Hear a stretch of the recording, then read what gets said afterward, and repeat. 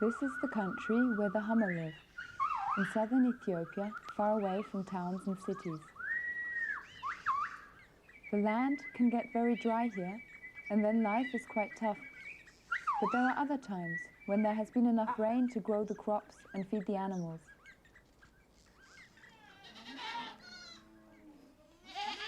The Hama herd goats and sheep, and they herd cattle. They also gather wild fruit, collect honey from beehives, and they go hunting. But this film is about the sorghum they grow and the food they make from it.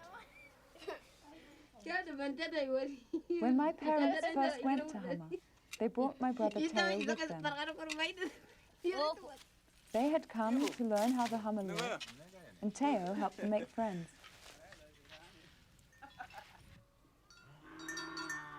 When my mother was 6 months pregnant, she left Hama to give birth to me, and while she was away, my father and his friends built a house for us in Dambaiti.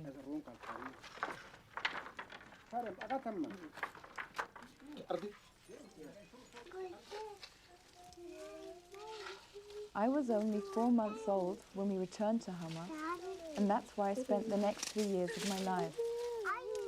Like other little girls, I liked to play at grinding flour.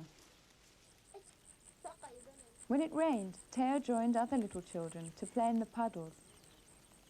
Here he is with Lamaluk, his best friend.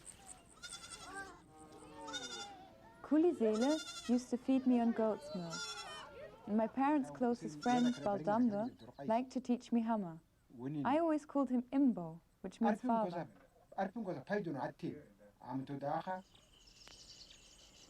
These pictures which we have just seen were all taken a long time ago.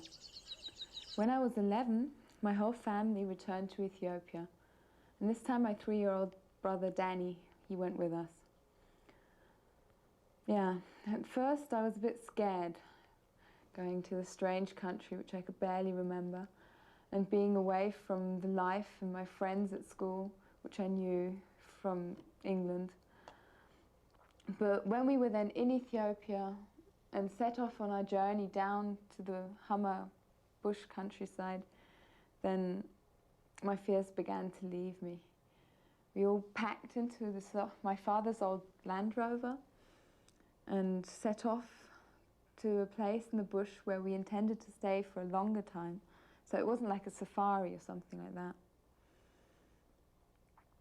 Yeah, when we then arrived in Dambaiti, the people, they swarmed up to the car and they all started greeting us, calling our names. And it was a really warm welcome. It was like coming home. I could see that they were truly happy to see us, and they all knew me.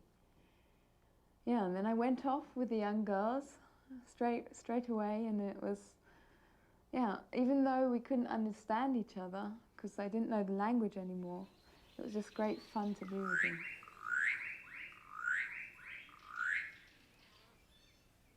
This is Pere, the sandy riverbed where my friends and I like to run and play.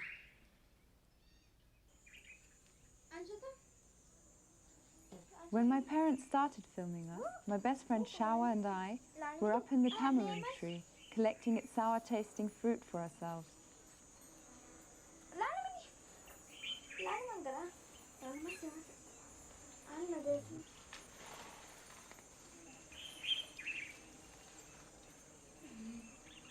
After a while, we went back to the fields to see what was going on.